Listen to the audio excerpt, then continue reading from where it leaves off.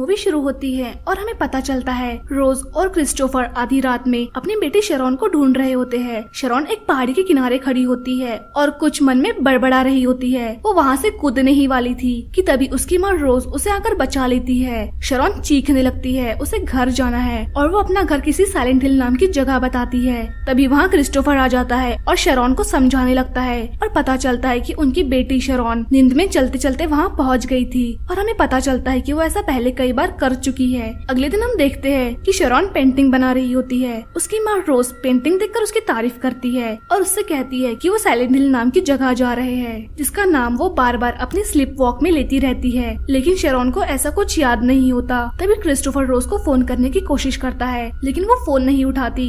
अगले सीन में हम देखते हैं कि वो दोनों कार में साइलेंट हिल के लिए निकल जाते हैं। कुछ देर बाद रोज गैस स्टेशन पर रुकती है। गैस भरने के बाद वो देखती है कि जो पेंटिंग उसकी बेटी ने बनाई थी वो अब वैसी नहीं है और वो पूरी बिगड़ चुकी है। ये सब देखकर जब वो अपनी बेटी से पूछती है तो पता चलता है कि उसने भी पेंटिंग नहीं बिगाड़ी। इनफैक्ट वो उसे देखकर और रोने लगती है। तभी वहाँ रोड की दूसरी साइड एक लेडी पुलिस ऑफिसर साइबिल ये सब देख रही होती है। रोज शेरॉन को गाड़ी में छोड़कर अंदर पेमेंट करने चली जाती है। तभी उसे पता चलता है कि उसका कार्ड बंद हो गया है। तभी तुरंत उसके हस्बैंड का कॉल आता है और उसे वहाँ जाने से रोकता है। उसी ने उसका कार्ड ब्लॉक करवाया था। रोज नहीं मानती। इस दौरान हमें ये भी पता चलता है कि शेरॉन एडॉप्टेड है और वो वेस्ट वर्जीनिया नाम की एक जगह से है और साइलेंट हिल भी वही है। उधर वो पुलिस ऑफिसर शेरॉन से बात कर रही होती है लेकिन रोज उसे समझाती है सब ठीक है। रोज वहाँ से अपनी कार लेकर निकल जाती है। कुछ दूर चलने के बाद उस पुलिस ऑफिसर साइबिल के बाइक के हुटर की आवाज सुनाई देती है। ये सुनकर रोज अपनी कार रोक लेती है। वो तलाशी लेने के लिए उसकी कार के पास आती है लेकिन तभी रोज गाड़ी स्टार्ट करके खेतों की तरफ से वहाँ से निकल जाती है। वो बहुत तेज रफ्तार से गाड़ी चला रही होती है। पीछे से पुलिस हुटर की भी आवाज आ रही होती है। तभी अचानक से गाड़ी के रेडियो से आवाज आने लगती है। ये सुन के शेरॉन डर जाती है और चीखने लगती है। रोज उसे समझाती है और रेडियो को बंद करने की कोशिश करती है लेकिन तभी सड़क से कोई गुजरता है और उसे बचाने के चक्कर में गाड़ी का एक्सीडेंट हो जाता है और रोज बेहोश हो जाती है। जब रोज की आँख खुलती है तो वो अजीब सा महसूस करती है। वो देखती है वहाँ बर्फ पड़ रही है। जब वो शेरॉन को देखती है तो पता चलता है कि वो वहाँ नहीं है।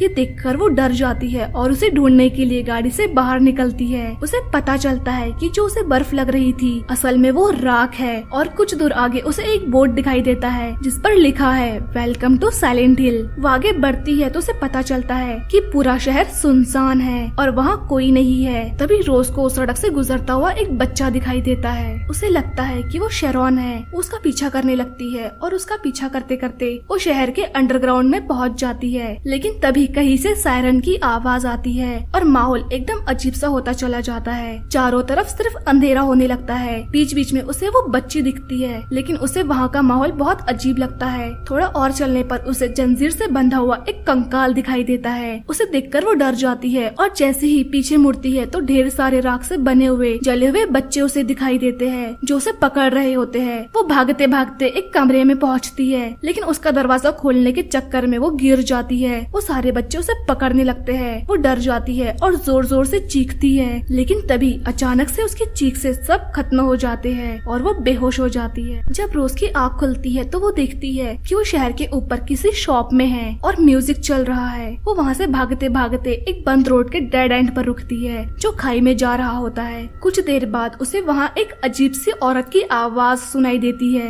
वो उसे अपनी बेटी के बारे में पूछती है लेकिन वो औरत उल्टा उसकी बेटी को अपनी बेटी बताने लगती है। रोज उसे समझाती है लेकिन वो उसका लॉकेट छीनने लगती है जिसमें शेरॉन की फोटो होती है। वो उस औरत को धक्का देकर वापस अपनी गाड़ी के पास आ जाती है। वो अपने पति को मैसेज करती है कि वो फंस गई है और शेरॉन गायब है और वो स्कूल की तरफ जा रही है। वो कार स्टार्ट करके निकल ही रही होती है कि तभी वहाँ वो ऑफिसर साइबिल आ जाती है जो उसका पीछा कर रही थी। इधर रोज का हस्बैंड उसे ढूंढने लग जाता है। वो एक ब्रिज पर पहुँचता है जहाँ पुलिस वालों ने ब्रिज ब्लॉक कर रखा होता है। वो उन्हें बताता है कि उसकी बीवी गायब है। ये सुनकर ऑफिसर उसे बुलाते हैं और समझाते हैं कि उनकी एक ऑफिसर जो उसकी बीवी और बेटी के पीछे थी वो भी गायब है। दूसरी तरफ वो ऑफिसर रोज को किडनैपर समझ रही होती है और उसे हथकड़ी पहनाकर उसे वहाँ से ले जा रही होती है कि तभी वो देखती है कि वो जिस रास्ते से आई थी अब उसकी जगह खाई है। रोज उसे समझाती है कि यहाँ सब कुछ अजीब है और वो उसकी हथकड़ी खोले लेकिन लेकिन वो नहीं मानती और उससे शहर के अंदर एक टावर पर चलने को कहती है, जहाँ से वो रेडियो से मदद बुला सके। वो दोनों जब शहर की तरफ जा रहे होते हैं तभी उन्हें वही अजीब सी जली हुई जिंदा चीजें दिखाई देती है जो रोज को पहले दिखी थी।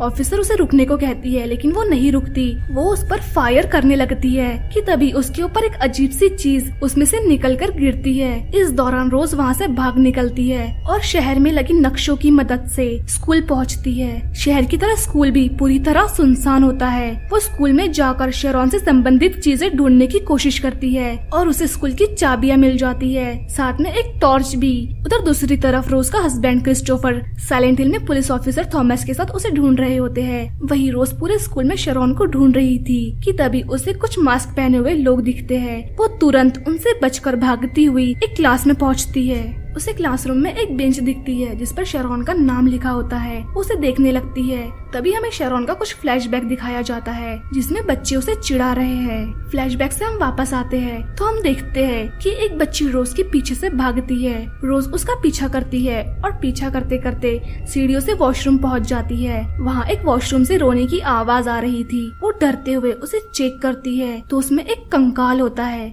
जिसे देख के वो डर जाती है। थोड़ी देर बाद जब वो ध्यान से देखती है तो पता चलता है कि दीवार पर लिखा होता है डेयर। वो समझ जाती है कि उसे क्या करना है। रोज टॉर्च नीचे रखकर उस कंकाल के मुंह में से एक कागज जैसा कुछ निकालती है और तुरंत वहाँ से भागती है कि तभी वहाँ वो मास्क लगाए लोग आ जाते हैं। उन्हें देखकर वो दरवाजा बंद कर देती है। वो कुछ देर तक उसे खोलने की कोशिश करते हैं लेकिन उनके पास एक चिड़िया होती है जो अचानक से आवाज करने लगती है और उसकी आवाज सुनते ही वो वहाँ से चले जाते हैं। उनके जाने के बाद फिर से वही सायरन बजता है जो पहले बजा था और अचानक से रात हो जाती है और वो स्कूल बेसमेंट में बदल जाता है। दीवारों पर से खून की बूंदें गिरने लगती है और पेंट, टाइल्स सब गलने लग जाता है। तभी एक आदमी जिसके पैर कमर के पीछे होते हैं वो रेंगता हुआ रोज की तरफ आता है। रोज तुरंत वहाँ से भागती है कि तभी वो देखती है बड़े बड़े कॉकरोच जैसे कीड़े भी दीवारों से निकल रहे हैं और थोड़ा और आगे बढ़ने पर वो देखती है कि जो मास्क वाले लोग उसे पकड़ रहे थे उन्हें वो कीड़े खाने लग जाते हैं।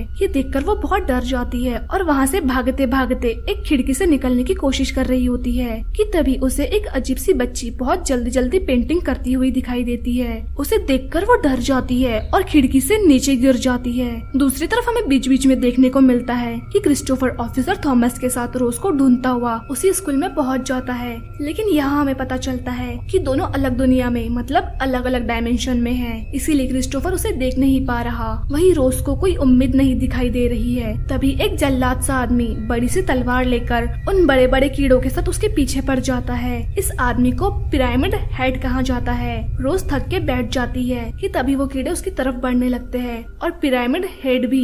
वो कीड़े उस पर आने ही वाले होते हैं कि तभी साइबिल उसका हाथ पकड़कर एक बंद कमरे जैसी जगह छुप जाती है। दोनों मिलकर बड़ी मुश्किल से दरवाजा बंद करते हैं लेकिन कुछ देर बाद ही पिरामिड हेड अपनी तलवार से गेट को काटने लगता है और उसमें से कीड़े आना शुरू कर देते हैं। पिरामिड हेड उन दोनों को पकड़ने के लिए अपना हाथ गेट के छेद में डालता है लेकिन ऑफिसर बचाव में उस पर गोली चलाती है और कुछ देर बाद पिरामिड हेड घायल होकर वहाँ से जाने लगता है और साथ में वो कीड़े भी मरने लगते हैं। इस सब के बाद धीरे धीरे सब नॉर्मल होने लगता है और वापस रोशनी हो जाती है। ये सब देखकर वो लेडी ऑफिसर बहुत डर जाती है। तब रोज उसे समझाती है और वो उसे अपनी बेटी के बारे में बताती है और उस कागज के बारे में जिस पर एक होटल का नाम लिखा है जो उसे वॉशरूम में मिला था शेरॉन को ढूंढने के लिए। रोज उसे वहाँ से चलने को कहती है और दोनों होटल की तरफ निकल पड़ते हैं। इधर क्रिस्टोफर पुलिस ऑफिसर के साथ वापस आ जाता है और बहुत परेशान होता है क्योंकि उसे अपनी बेटी और बीवी का कोई पता नहीं चला। उधर दूसरी तरफ रोज और लेडी ऑफिसर को होटल में एक एना नाम की औरत मिलती है जो डालिया को पत्थर मार रही होती है। डालिया वही औरत है जो शेरॉन को अपनी बेटी समझ रही थी।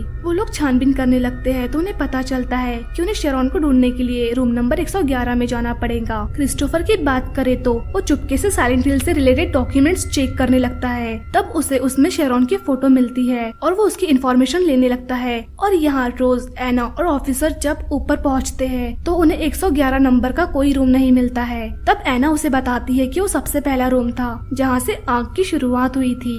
लेकिन कुछ देर बाद ही रोज उसे ढूंढ लेती है जो एक पेंटिंग बिल्डिंग के पीछे छुपा होता है। सब लोग उसमें जाने लगते हैं। उस रूम से एक दूसरी बिल्डिंग के लिए रास्ता जा रहा था और तीनों वहाँ पहुँच जाते हैं। तभी रोज को फिर से वो बच्ची दिखाई देती है। वो उसका पीछा करने लगती है और ऊपर पहुँच जाती है। ऊपर वो देखती है कि वो बच्ची रो रही है। वो उसके पास पहुँचती है तो पता चलता है वो एलिसा है, शेरॉन की ट्विन सिस्टर, जो उस औरत डालिया की बेटी है, जो शेरॉन को अपनी बेटी बता रही थी।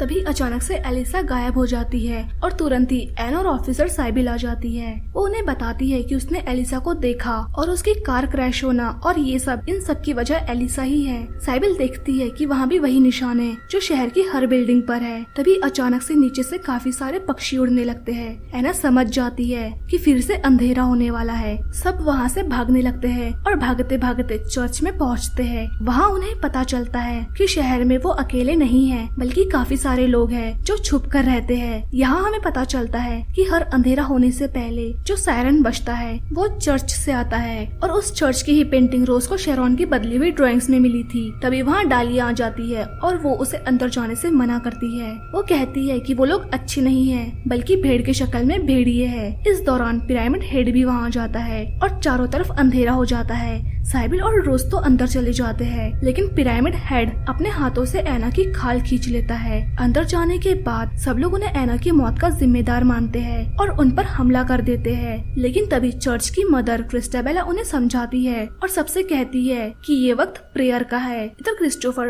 उस ऑर्फनेज पहुंचता है जहां से उन्होंने शेरॉन को अडॉप्ट किया था। वो वहां के केयरटेकर से उस फोटो के बारे में पूछता है जिसमें शेरॉन है और कहता है कि उसने शेरॉन को 9 साल पहले अडॉप्ट किया था, लेकिन ये फोटो करीब 40 साल पुरानी है। क्या ये उसकी असली माँ है? लेकिन केयरटेकर कुछ भी बताने से मना करती है, पर क्रिस्टोफर नहीं मानता। तभी वहाँ ऑफिसर थॉमस आ जाता है। वो सबसे पहले तो क्रिस्टोफर को हथकड़ी पहनाता है डॉक्यूमेंट चुराने के जुर्म में, और फिर उसे वो बताता है कि वो उस लड़की को जानता है। वो आगे कहता है कि वो लड़की बच नहीं पाई जिस दिन साइलेंट हिल में आग लगी थी और उन लोगों ने उसके साथ बहुत गलत किया था। वो उसे वहाँ से जाने को कहता है। अगले सीन में हम देखते हैं कि रोज क्रिस्टाबेला से अपनी बेटी को ढूंढने को बोलती है। वो उससे कहती है कि सिर्फ डीमन ही उसकी मदद कर सकता है। रोज और साइबिल चलने को तैयार हो जाते हैं। क्रिस्टाबेला अपने कुछ आदमियों के साथ उन दोनों को एक बिल्डिंग में ले आती है और उन्हें बिल्डिंग का मैप दिखाती है और उसे बताती है कि उसे कहाँ जाना है। जब रोज मैप पढ़ रही होती है तब साइबिल क्रिस्टाबेला की बातें सुन लेती है और समझ जाती है कि वो उन्हें मारने के लिए यहाँ लाई है, लेकिन रोज नहीं मानती। दोनों लिफ्ट में जाने लगते हैं कि तभी क्रिस्टाबेला को पता चल जाता है कि उसकी बेटी एलिसा की ट्विन सिस्टर है। वो अपने आदमी से रोज और साइबिल को रोकने कहती है, लेकिन साइबिल बीच में आ जाती है और सबसे लड़ने लगती है। और तभी मौके का फायदा उठाकर वो लिफ्ट का दरवाजा बंद करके रोज को भेज देती है और खुद वही रुक जाती है। रोज के जाने के बाद हम देखते हैं कि क्रिस्टाबेला साइबिल को अपने आदमियों से बहुत पिटवाती है। आगे हम देखते हैं कि रोज मैप के अकॉर्डिंग आगे बढ़ रही होती है, लेकिन तभी उसे कुछ घोस्ट नर्सेस का झुंड दिखता है। वो जमी हुई खड़ी है, उनके चेहरे पर कपड़े बंधे हुए हैं। रोज की टॉर्च की रोशनी से वो चलने लगती है और उसकी तरफ बढ़ने लगती है। रोज डर जाती है, वो टॉर्च बंद करती है और वो सब रुक जाती है। वो धीरे धीरे उनके बीच में से गुजरने लगती है। जब वो गुजर रही होती है तब घोस्ट नर्सेस कुछ हिल रही होती है और उस पर हमला करने की कोशिश करती है, लेकिन रोज बचते बचाते सामने वाले दरवाजे से आगे बढ़ जाती है और तब हमें एलिसा की आवाज सुनाई देती है और पता चलता है कि कैसे कई साल पहले शहर के लोगों ने उसे शापित समझकर परेशान किया था, क्योंकि एलिसा की माँ ने उसे बिना शादी के जन्म दिया था। डालिया जो अब शहर में भटक रही है वो एलिसा की माँ थी। उस समय क्रिस्टाबेला ने अपने अंधविश्वास के चलते डालिया का ब्रेन वॉश किया था कि उसे एलिसा को पवित्र करना होगा और वो इसमें उसकी मदद करेंगी। डालिया उसकी बातों में आ गई। एलिसा को पवित्र करने के बहाने से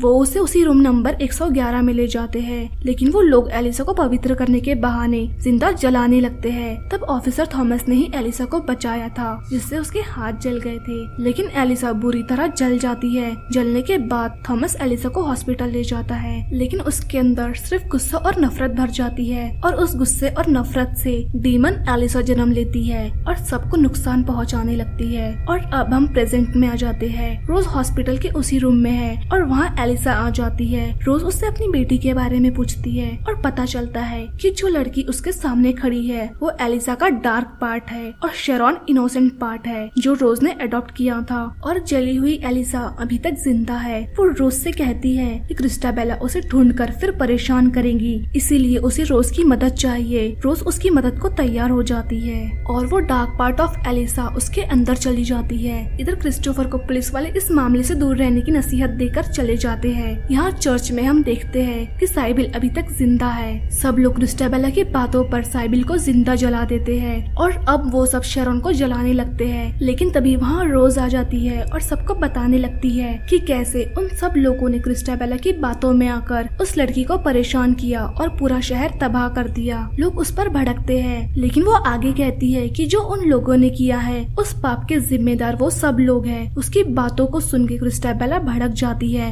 और गुस्से में उसके गले पर चाकू मार देती है, जिससे उसका खून बहने लगता है। और जैसे ही खून की पहली बूंद जमीन को छूती है, पूरे चर्च में अंधेरा फैलने लगता है और सब समझ जाते हैं कि रोज अपने साथ डार्कनेस लेकर आई है, क्योंकि एलिसा सीधा चर्च में आ नहीं सकती थी। इसीलिए वो रोज की मदद से चर्च के अंदर आती है। जैसे ही डार्कनेस फैलना शुरू होती है, उसके साथ ही जली हुई एलिसा और उसका डार्क पार्ट भी आ जाते हैं। वो सबसे पहले तो क्रिस्टाबेला को बहुत बुरी मौत मारते हैं, उसके टुकड़े टुकड़े कर देते हैं और इसके बाद एक एक करके चर्च में मौजूदा हर इंसान को मार देते हैं, सिवाय रोज, शेरॉन और एलिसा की माँ डालिया के। अंत में रोज शेरॉन के साथ अपनी कार में वापस घर आती है। जो रास्ता खराब था अब वो ठीक होता है, लेकिन अब भी कुछ अजीब होता है। रोज जब अपने घर आती है तो उसका हस्बैंड वही होता है, लेकिन वो उसे नहीं देख पाती और ना ही क्रिस्टोफर रोज को देख पाता, क्योंकि रोज अभी भी अलग डायमेंशन में है। खैर, इस सब के बारे में हमें पता चलेगा पार्ट 2 में। तब तक के लिए मूवी यही एंड होती है।